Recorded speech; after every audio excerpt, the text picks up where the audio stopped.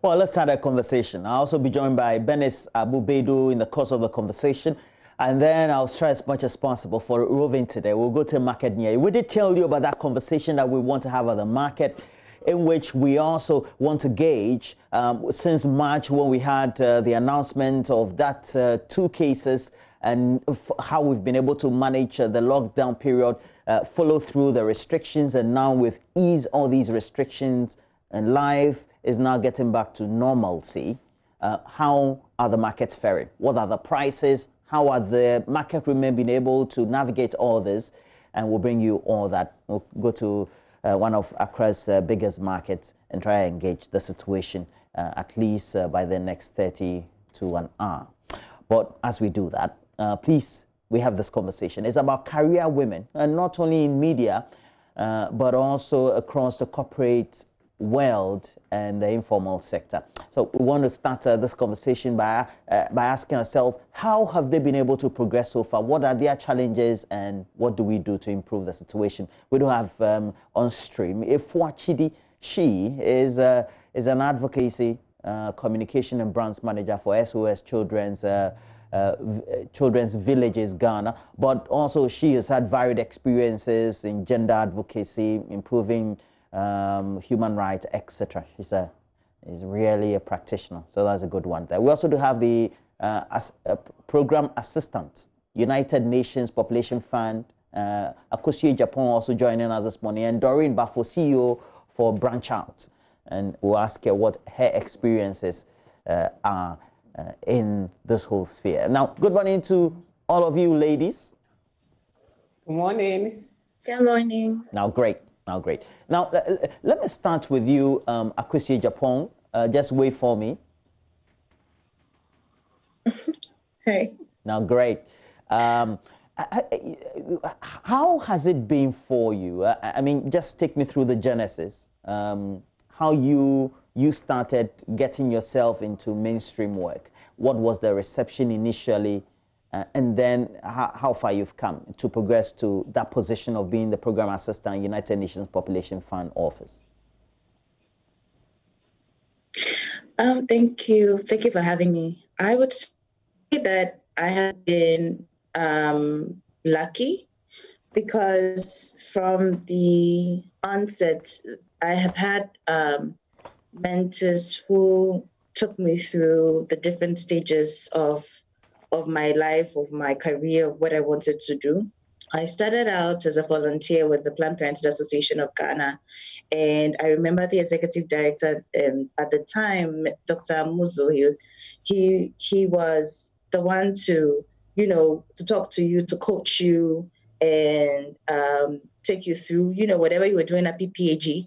And gradually through that, as I finished university and Legon, I also got into the United Nations Population Fund, and there our current country representative, Mr. Niyo Jolape, was just also a mentor. And he actually created in UNFPA an opportunity for young people to come into the agency. So he created a fellowship within UNFPA to draw young people. And he specifically wanted more females. So within the structure of the fellowship, there were more girls than there were boys.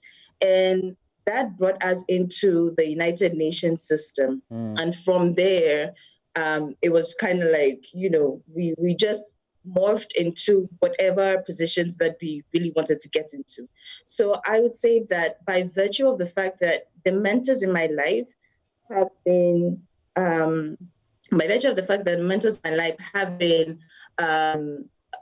conscious in terms of pushing females and ensuring that people like me were able to get to our full potentials, I have been able to get to where I am. It's an interesting question I want to ask you, though. Have you had all your education in Ghana? No. So I'm currently a master's student, a Master of Law student in Politics and International Relations.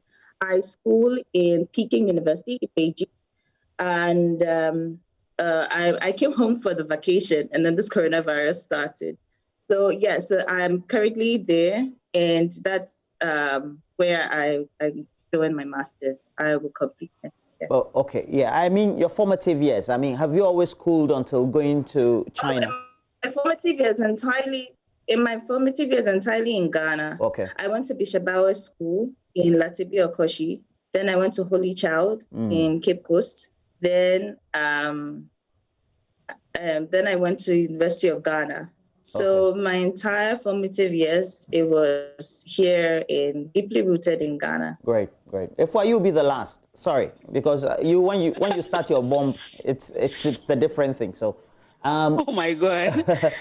but branch out. When you were starting branch out in the first place, would you say that when it comes to the preparation compared to what Akosia has been telling us, you were groomed in a way based on the education you had, whether it was in Ghana or abroad, etc. Or you were groomed to be the CEO. Doreen, let me ask you that. No, so I had my education in Ghana as well, and Branch Out it's my side gig.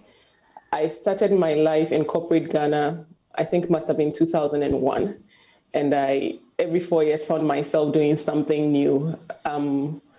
I jokingly call myself a promiscuous employee. I kind of see projects. I jump in when there's something to be done. But when it becomes routine, I get bored. So I start looking for the next opportunity. So I've not held the same role twice. So I started Branch Out to fill a gap at a particular stage in my life when I was figuring out what I wanted to do. This was in 2013. So I really just modeled what I had seen in corporate Ghana, and I have been fortunate. I've actually had the privilege of working in quite a bit of the multinationals in Ghana in the financial services sector. So I modeled what I had seen my leaders do, but I also modeled what I had seen. I got into coaching in 2013 as well. So I modeled what my coaches outside Ghana spoke about and what I aspired to. Thankfully, online exposes us to quite a bit. And you can model what kind of leadership you want to see in your space and what kind of structures you want to build. So Branch Out is still a growing brand. I'm learning and building it at the same time. I've done different things with it. It started as a learning and development intervention firm. Over the period, I've branched out. I've done a bit of recruitment within that space. I'm still figuring out what I really want to do with it. But the beauty of it is that I'm growing with it and feeling the need I see in the space I find myself. So currently we focus a lot on personal mastery, self-leadership, in coaching, training, mentoring, and leaders in transition. So people move from one level of leadership to another and want to figure out how to hit the ground running. So that's what I do, but I still work full-time in corporate Ghana. Yeah, there's a question I'll ask you later, but if we're, and I know your response, I will get to ask the next question. What usually are some of the inhibitions? Okay. What usually are the variables that that girls or young women who want to enter the workplace, they don't get themselves prepared for? Most girls don't prepare for the gender shock, as I like to call it. In corporate Ghana, mostly, there is a lack of gender diversity. People, most bosses, I may say, are set in their own mind that it gets done better by a man. And so, whereas men are handed over opportunities on a silver platter, for a woman to get there, you have to work the extra mile to prove your worth. You have to be ready to face all sorts of challenges, doubts. And most of these women are not emotionally and physically prepared for this. And so they get there and they get the gender shock and get confused along the way. If you say gender shock, what do you mean? Is it discrimination? What really do you mean? Like I did mention, we have a general lack of gender diversity. She is a woman. She won't be able to do it. Generally, we have barriers that inhibit women from progressing. Barriers such as marriage, pregnancy, and she is a girl.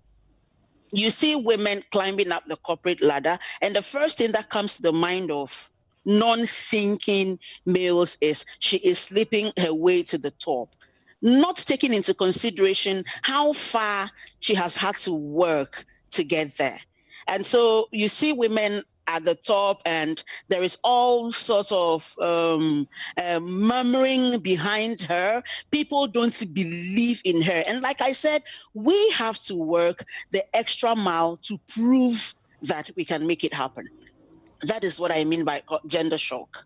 They're not ready mentally for the kind of situations they meet when they get into the corporate places. Okay. So, Akosua, you said you were mentored. So you had some expectation and you had some picture in mind as you were making entry. What was your experiences, one? Second, the experiences of others around you in relation to what she has just narrated? Right. So what she said is absolutely true in corporate Ghana, and not even just in corporate Ghana, but all over the world. Luckily, and I'll say again, luckily for me, because Planned Parenthood Association of Ghana is a sexual and reproductive health agency, and there's a policy that actually calls for diversity and the inclusion of women. The presidents of our councils had, for the time I was in PPAG, were women. That was the current vice chancellor for KNUST was our last president on the council. And in the United Nations Population Fund, again, the stress is on diversity and the inclusion of women. And so as much as possible, the parity at UNFPA Ghana is worked on so that it is achieved between male and female. Now, in my experience, I would say that I did not experience, the shock that Yeboah is talking about here, only because of the fact that the nature of the organization, the nature of the workplace. So there is efforts made to make sure that there are policies that back the inclusion of women. There are policies that make sure that you are taking into account the fact that women are capable and that they can do, whatever it is that you give them to do. But then that doesn't mean that just because this is happening even at the country level. Remember, UNFPA Ghana is at the country level, that, in other parts of the world that we see the same thing, or even in other organizations that we see the same thing. So there are differences. And I would say that the differences here is because there is policy and there is effort that is made to consciously recognize that we need to diversify in terms of gender. In other organizations, there is not that conscious, efforts put in there. So people, and now I'll branch out from the UN, like other friends of mine that have branched out, that have tried to go into other sectors in the corporate world, have seen this type of discrimination. And it's not glaring in your face. It's as little as, let's say, going for NHIS and you, the girl, is sent to go and buy food, and the boy is given papers to go and print. It's becomes as simple or as little as that, or as big as I've gone for a particular interview, but then the boss says that I should sleep with him first, or I should come over his hotel at 9 p.m. It goes as huge as that. And I know some people who are within my circles who have had to give up really great opportunities and change their life trajectory entirely because there are problems, or there are these kind of inhibitions within the places that they go to. So I feel that the policy is very important. And making sure that your employers, your employees, everybody is on the same page, that they have been consciously trained to understand that just because I am a woman doesn't mean that I cannot do A, B, and C. Because that is also one thing that we have in the UN. You will take courses, you will go to trainings, and make sure that you are, you are thinking, you are making sure that you're thinking in the way that is not gender biased. So that would be my experience and the difference that I've had from others. You seem to have landed yourself in organizations that seem to promote the culture of inclusion. I have my colleague here, Bernice Abu-Bedu, but before she comes in, but you can also see her, say hi to her before. Hello, good morning. Good to have you all. Okay. Hey. Good morning. And she will also continue the conversation. I want to hurry up to the market today. Not that I know how to cook, just to ask prices of stuff. But before I do that, I want to ask you one question, Doreen. The way you are, you're impatient. So one of the phrases in your dictionary will be that, look, I won't take nonsense. So which of the things that in your experiences in the corporate world where you think were foolish and nonsense that are pervasive in others, that others cannot just surmount, that they do against women? Okay, so a very interesting example would be, and this it's not probably happening very consciously, but I joined corporate Ghana when I married really early. So I joined corporate Ghana with a little son, and when meetings, and I joined the financial services sector. So if there's a meeting scheduled for 7:30 or 7:45, and you have a young kid, I think a lot of people are oblivious of the fact that you're combining two full-time roles, or when there's the expectation that work actually starts in the back office after 5 when you close to the public, and you have to do homework on the phone because then the little gentleman at home or the little lady at home needs help in one way or the other, or you have to supervise what's happening in your space at home and manage what's happening at work. So those are the subtle things. One of my friends puts it very nicely. She said when she rose to the executive, the ESCO level, she sat at the table one day and realized she was the only lady, and they were fixing a meeting the next day for 7 a.m. And she was wondering in her head, how would they drop their kids to school? How would they hurry up in the morning, do all of that, and then get there at 7? And then it suddenly hits her. They all have wives. And she thought to herself, oh my God, I need a wife. I'm going to get me 2 wives. so for me, those are the subtle things. I won't put it as not taking nonsense. I will put it as learning the act of connecting so you can communicate what it is that you're looking for, which is one thing that we are not really taught. There are these expectations. And lately I question them. I ask myself, who put those expectations in my head? Because it's not as if somebody said to me, get up in the morning on a Saturday when you live at Achimota and drive all the way to Aguglushi or Malata to get the stuff. It was just me role modeling what I had seen and not ever questioning why I did that. But at a point, I needed to stop and say, you know what? Why do I do the things that I do? Because then it was daunting, And when I started doing those reflective introspection for myself, then I began to drop a number of those things. But thankfully, like Akosia, I also have had the benefit of fantastic interventions, training, coaching, that helps me do my reflective introspection and ask questions in a very emotionally intelligent way. So I don't go, you know how they say everybody comes with their emotions and my personality is wired to want the facts and speak to it and ask for what it's due me, So it helps when you really early in life get that exposure to say, you can ask for the things you want, just be able to connect to the one you're asking or you're having that communication with. Because really, my bosses have all been very, very different and at different phases in my life. There's one who said, this is me going to ask to come into the branch at 9 o'clock and close at 6 instead of 5, So I'll start late and close late. And he genuinely said back then, but if all the women on my team, and I think we were about 9 women on his team, if all the women on my team wanted to do that, how would we get the branch started?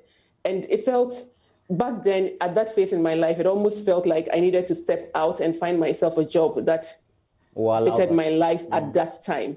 And I remember typing out my resignation letter and having a conversation with my mom, and she says, "You don't jump foolishly." In 2 years, the situation will be very different. So you need to have considered, it has to be really considered. You don't leave because you're upset. You leave because it's a considered action. So for me, those are those subtle things that in your corporate life as a woman, stares you in the face, especially if you're raising a family. It's almost like you need a wife to make it work, you know, and you are the wife, and you're sitting at a table with people who have wives or a support system, and you suddenly realize, oh, hold on, where's my wife to help me in this, you know? So for me, those are the subtle things. I wouldn't say I don't take nonsense. My very wiring, I'm not in your face like that. Okay. I'm just all right. I have to leave the conversation, but I'll leave with this. No, it's not a question. It's just yesterday evening, my kids, 11 and 13 boys, and they've been taught how to do basic cooking. So they can do some gravy, some rice, fry the egg, and do something. And they experiment through YouTube as well. And they called out, and it's been 2 days running, they called out they were hungry. And I said, your mom is at work. You don't have a maid. So who will do the cooking for you? Because when your mom comes, she'll come at 10. So please, you better get some food, because there's everything else for you to do. You know, get some food. So it's about the role modeling that we see in our society, so that they don't tend to replicate that to somebody's daughter someday. And kudos to the new set of parents. I think that we're consciously training our boys to that realization that your nutrition should not be based on another person, or that nutrition is not gender biased, or that having a clean environment, it's not a case of gender. It's that my environment is not how I want it, and I want to keep it. I need to keep it clean. I'm hungry. I need to eat. You know, so it's not a gender issue. It's me, my life, and owning it, you know. So I really want to congratulate today's parents. I feel that we haven't done that for this current generation. So we've raised a set of very ambitious, go-getting women, and we don't have the men to support that. But currently, I think we're backing that up. So I worry for this current generation, but for the next generation, it looks like we're taking efforts to make that happen. But currently, there's a set of very ambitious, go-getting women who know how to express, who know how to connect, and the men haven't. There's the set of men to match that is a bit challenging. It's a great point you raised there, but let me just welcome Abena Yeboah-Banin. She's a lecturer at the University of Ghana. She's joined the conversation. So let me give you the opportunity to share your thoughts on climbing the ladder of success for women. You are in academia, and quite recently we've seen a lot of women rise to the top position when it comes to universities, and it's quite encouraging for a lot of young girls. But really, is it that easy for you in that system to get to that level? First, let me say good morning to all of you, and sorry for not being able to join as early as I had planned. Interesting conversations. I've been in the background listening in, and I'd like to add my voice to everything that's been said so far. They are all very, very true. I agree with all of them. The climb to the top, and I'm not by this suggesting in any way that I am at the top, I am not, but the journey is what I can talk about. It's not easy, and I'd reckon it's not easy whether you're a man or a woman. But it just so happens that for the woman, it's slightly a bit more, why am I saying slightly? It's a lot more not easy when you're the woman. And some of the reasons, without re-echoing everything that's been said, would come from the fact that if you're a woman, mature woman working, most times you are in fact, you're three human beings. You're a worker, you're a mother, you're a wife. 3 full-time jobs. all of them pulling at you, and they all want you to satisfy their needs at the same time. So suddenly, you who were not prepared from childhood to do that, because childhood, you were, at least our generation, you were quite well trained to do the mother. You were quite well trained to some extent to do the wife. At the time we were growing up, the orientation wasn't so much about training you that well to be that employee who will find herself as the only woman sitting at a table with a lot of men. And so you grow up and suddenly you have these three huge roles all pulling at you. And somehow you must play the superwoman role and be successful at it. Because the office is not going to congratulate you for failing to come to the meeting early, nor are your children going to congratulate you for not being there to feed them when they were hungry.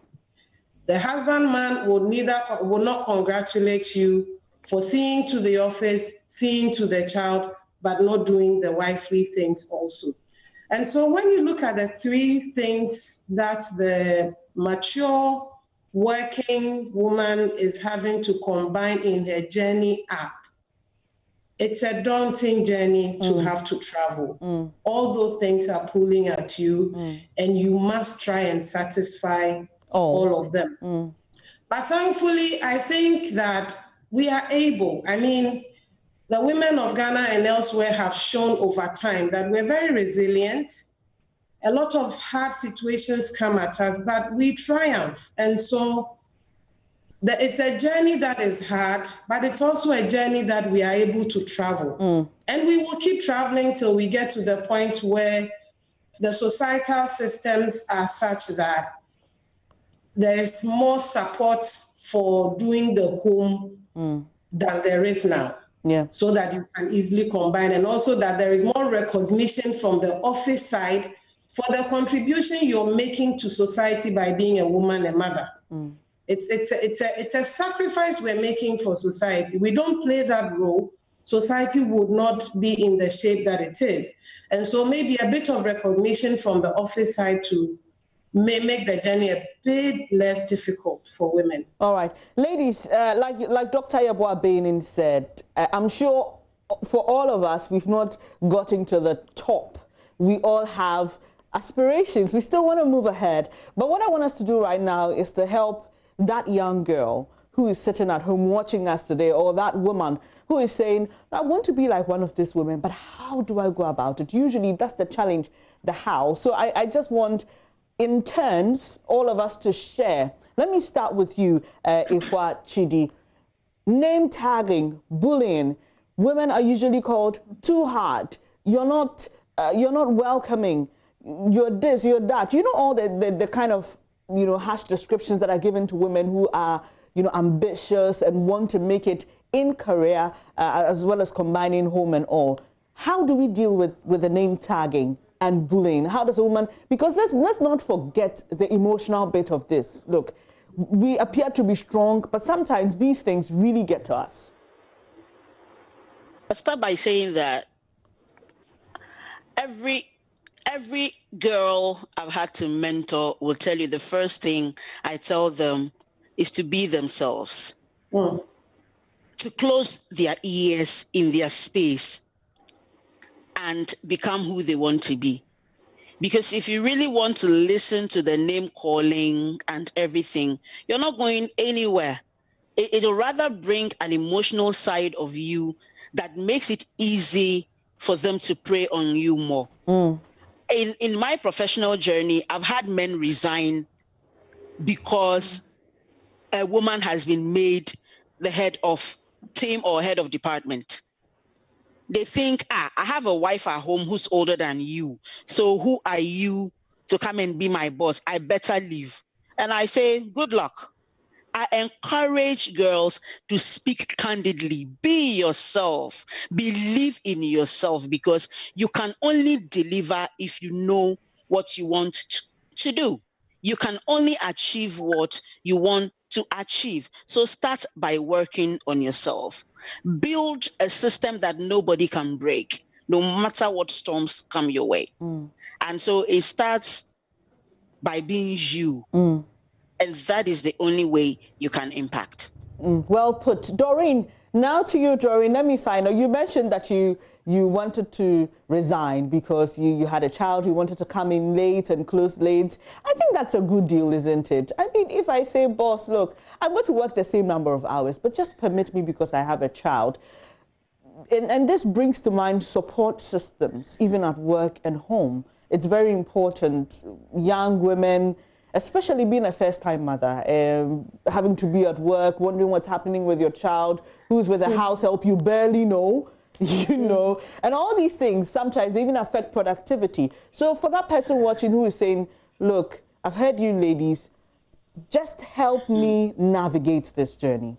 How do I wrap my mind around work and home and a child and a husband without a good support system? Yeah, so without a good support system, I would say I think that we struggle to ask for help. Somehow our orientation is that because you have to be this superhuman being. So in asking for help, then you've failed, or you are less than than who you've been raised to be. I would say build that support system. Lately, when I speak to women, I say that a lot of us complain that we don't have great leaders, or our bosses are not that great. But then when you consider the relationship between you and the domestic support that you've recruited into your space, you realize that you probably are doing worse than your boss, you know? So when you're bringing in that support system, if we can figure and begin to conscientize ourselves that this is actually me employing somebody in my space, and do all the right due diligence so that you're comfortable with this person, but also go through the real onboarding and orientation for this person. I think a lot of the times our mindset is it's domestic work, and especially ladies are born being able to do it. So we certainly push this person into our space, especially if it's a young girl, she's never had a child. For you, the mother, even doing it, combining work and raising the child is really hard for you. But then you suddenly expect this young girl, anything around 16 to 22, to be able to do all of that. And you come home and already you have the sense of you've missed your child, you haven't been available for the child. And this support person in your house is bonding better with your child. And it triggers some feeling of you're not sure whether you're jealous of the person or whether you want, you know. So I would say build a support system. It's extremely important that you accept help. It's okay if it's okay to have the husband supporting a lot of the things that happen in the house. Thankfully, lately, and I'm seeing that quite a lot, the men are coming along on this journey. I was fortunate in that regard. I had a great support system. It was going in for the early morning meetings, but it was me being able to directly go ask. Now I'm conscious of the fact that there are some spaces that doesn't work. And especially if the organization has made a promise to customers that we'll have our doors open at a particular time, if there are a number of women on that team in their productive age, it becomes almost impossible to grant that to all the women. So making those being available, I changed roles. That's what I did. I changed roles from being in the front office to going into the back office so that it fitted with my life. Back then, after a number of years, I moved back front office, but I needed to make the choice that enabled me live my life fully in that time of my life when I needed that kind of support. So to the young woman who is considering resigning, I would say look out for choices that support you. In the office space, there are roles, and you can always transfer your skill credibility. You can take what you know now and use it to move into a space that supports the phase of life you're currently in. I also want to tell them, it's okay to ask for help. It's okay to have an arrangement with a friend that says, this weekend, the kids are with you, and next weekend, your kids are with me, so that you can breathe and enjoy yourself for a period. It's okay, ask for help. If you do bring somebody, a house help into your space, remember it's employment, and model that great boss that you want in your work life. Don't be that tyrant that this girl sees and is shaking all over the place. You know, so you need to model that you need to be that support system for your support system. Great. You know, yeah.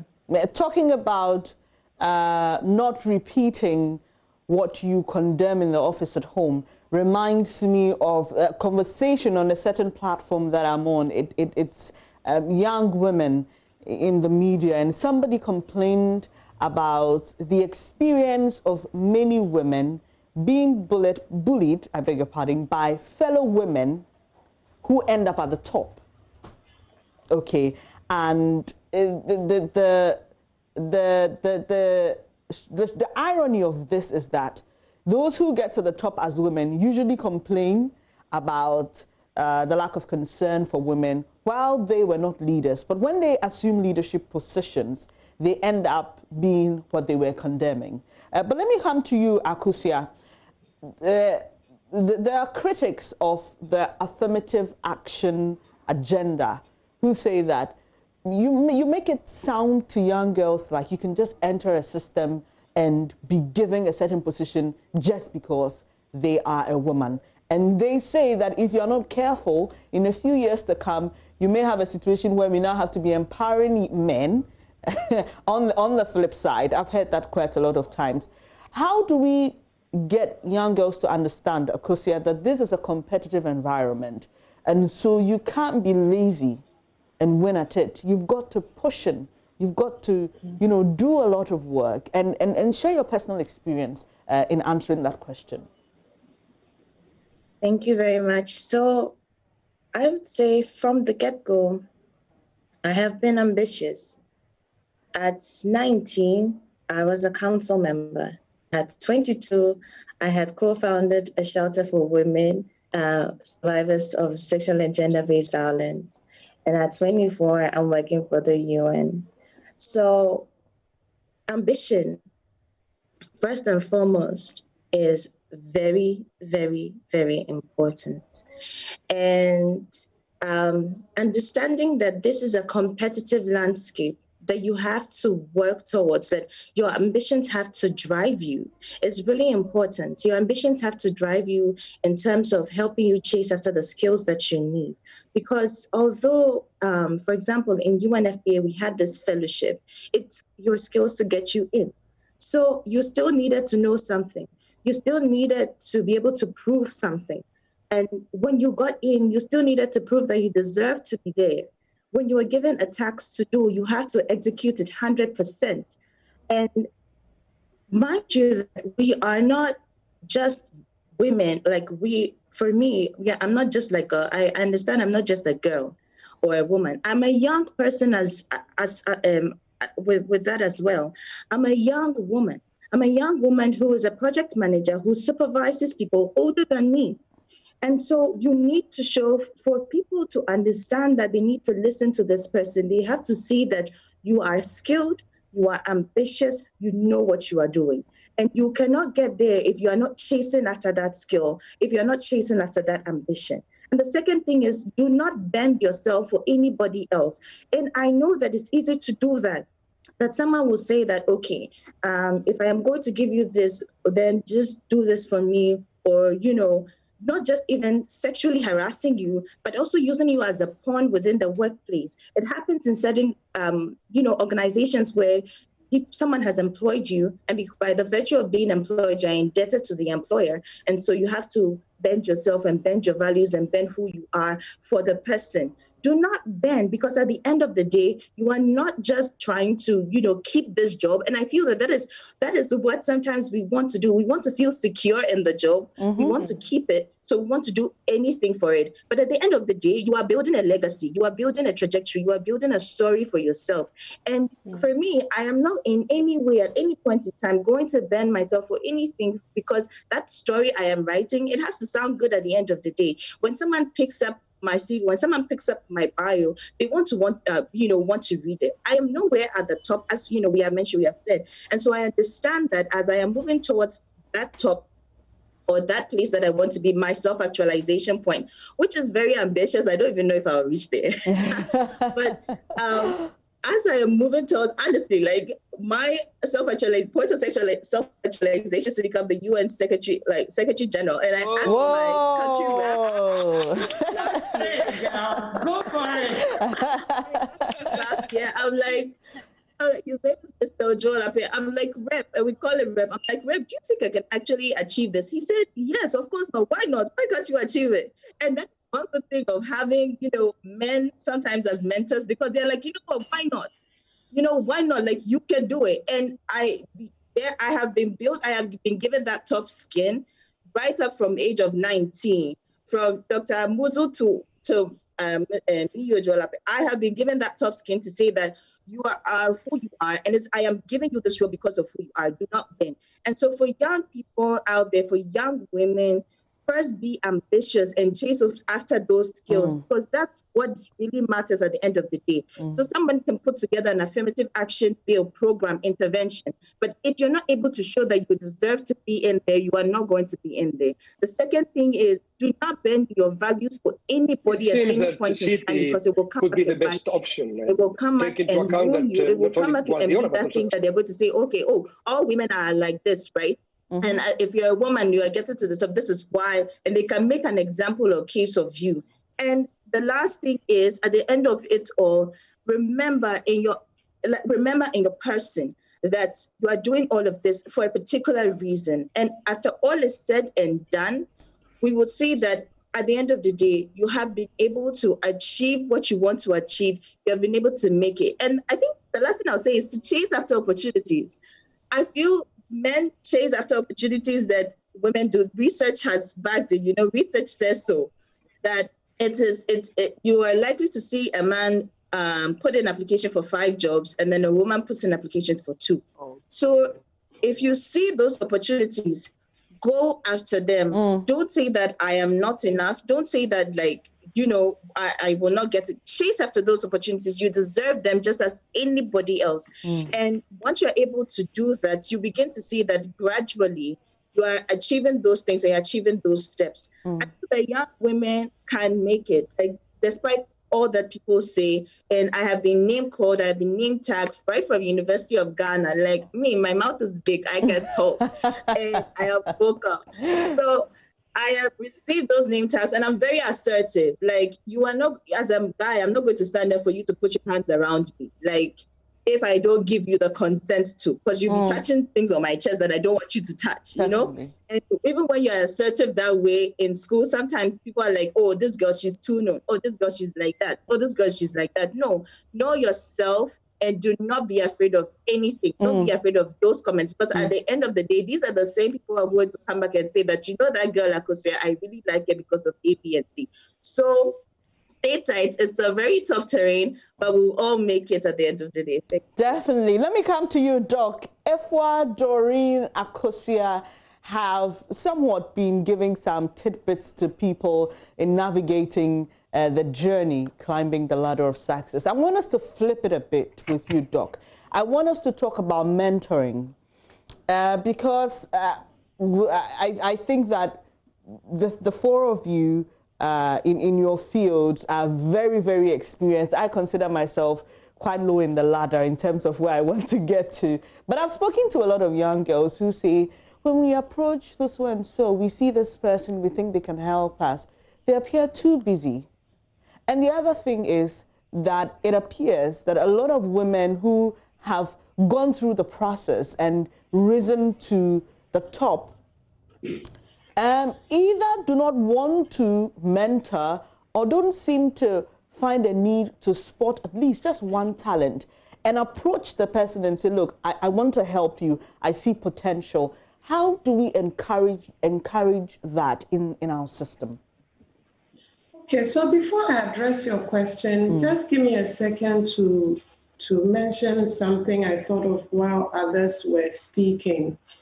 I think one of the things also we need to recognize are the structures and systems that exist that make it hard to do some of these beautiful things we're saying. Because I think there are women out there who are as ambitious as Akosia. There are women out there who have support systems, etc., etc. but the systems within the office can sometimes be very, very challenging. One of them spoke about how there's a certain orientation where when a position comes up naturally, it should be going to a man.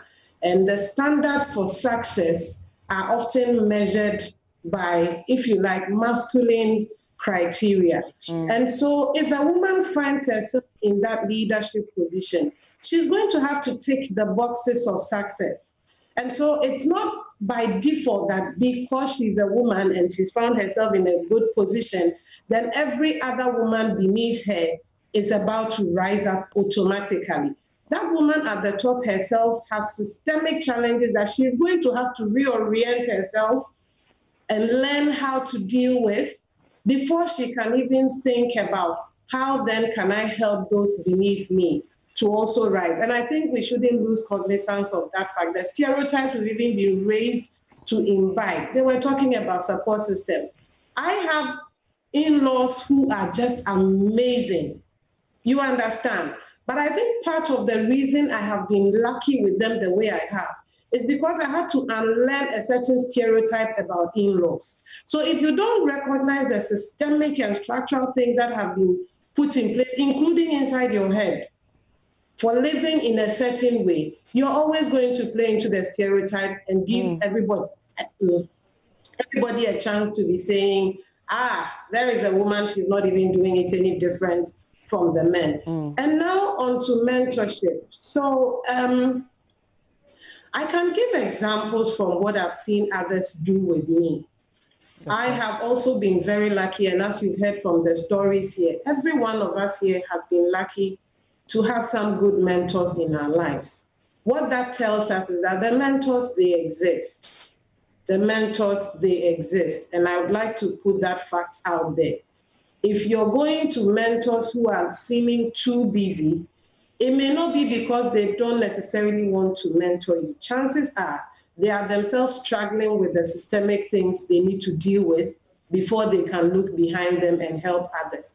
And so if the immediate person you have in mind is not that ready to give you that support, I think you should look farther afield. There may be others who may be ready to help you.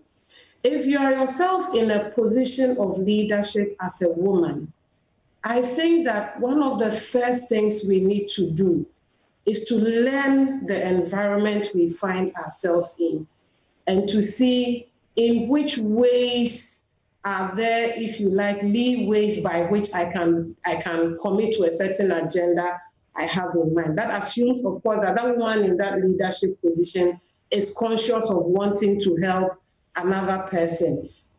Leaders have responsibilities that come with their leadership. I don't think any CEO who heads any company in Ghana as part of their job description had a requirement, mentor the young women because you're a woman. They didn't. If they are a man, they don't even have to bother about that because there's a system that already sees the men who are young as the potential leaders they need.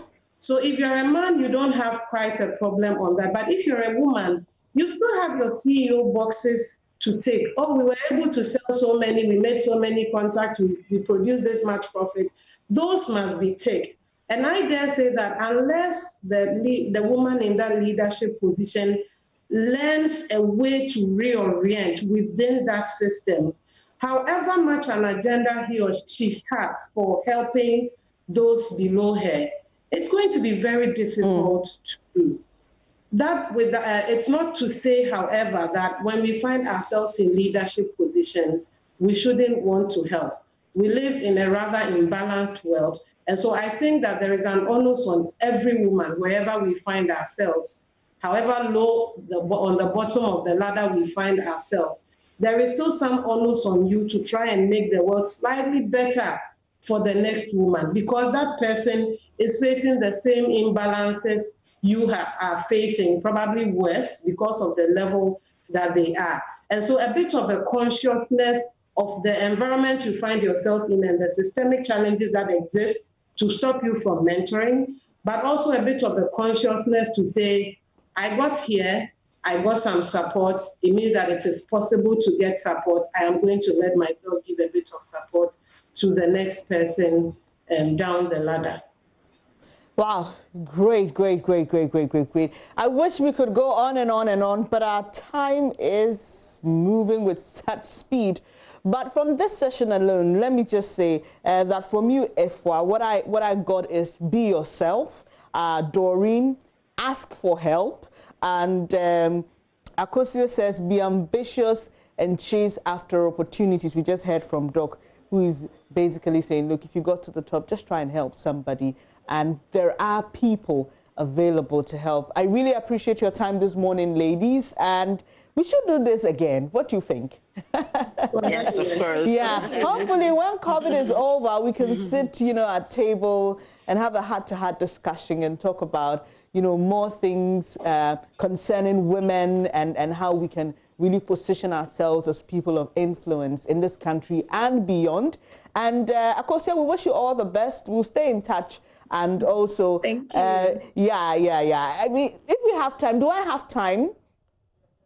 Okay, just 1 minute. I would like us talking about Akosia. I would like us to also talk about how we can help track ourselves. How do we track ourselves, Efwa? Each of you will take turns. If you can, just do it in a minute.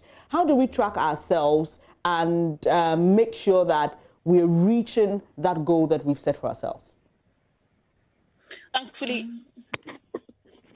Thankfully, I have a checker. I have a planner and a checker. So at the end of every week, I try to tick the boxes near my plan. Have I been able to achieve this? What can I do better?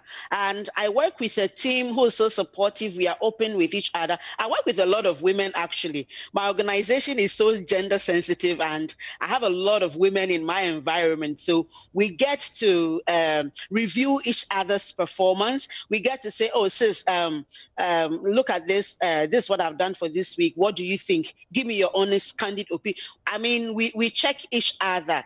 And so, like Doreen said, we all need the sister support system because it works a lot for me. I have other sisters on this Affirmative Action Bill Coalition.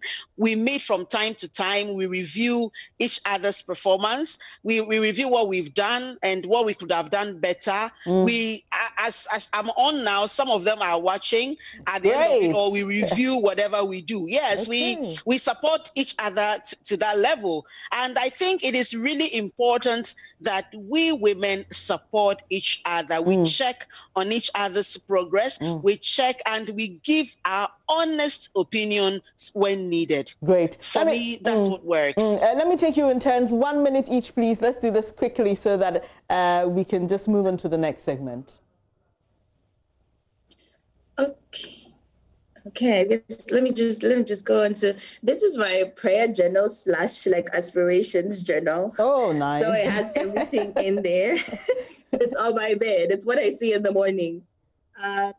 So I just put out everything that I want to do. And basically anything that I had put out 5 years ago that I want to do, I'm doing now. So put out your aspirations, put out your dreams, write it. Even it says in the Bible to write it. So write it down.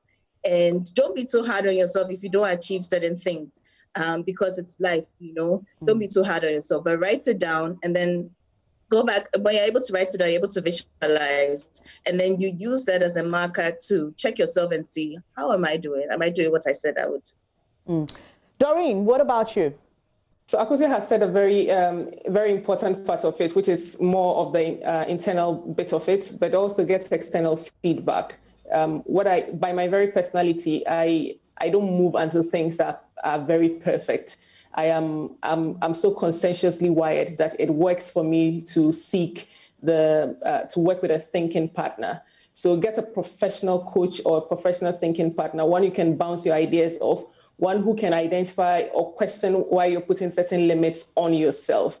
So it's critical that you do the very beautiful things that Akosia has said: journal, write what your aspirations, visualize it, but then also get an external perspective to it so that it's both internal and external. I think that's what I would say for now. Doc, you have the last word. I tend to introspect a lot. So when I hit my bed, My body is somehow hardwired to not fall asleep until I have sort of mentally recounted the things I said I'll do in the morning. And so I'll go through my day mentally. I am not much of a writing person like Akosia, so probably I'll start that habit.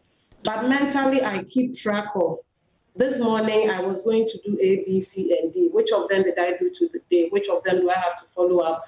But also, which of them do I really need to not even do? I thought of it, I'll do it, but it doesn't seem that important in the grand scheme of things. So I think a lot more introspection, questioning our decisions, questioning our motives, but also seeing, are we being able to work on them? Every day helps. Thank you very much, ladies. It's been a pleasure hosting you. I trust that we've been able to help a lot of women up there how to navigate this journey. I've been speaking to Efua Chidi. She's Advocacy, Comms and Branch Manager at SOS Children's Village, Ghana. Doreen Bafo, CEO of Branch Out. Akosia Japong, the very ambitious one, is Program Assistant at the United Nations Population Fund. And Dr. Abena Yeboah-Banin is a lecturer at the University of Ghana. Wish you all the best, ladies, and we should stay in touch and do this some other time. Definitely. Enjoy the rest of your day.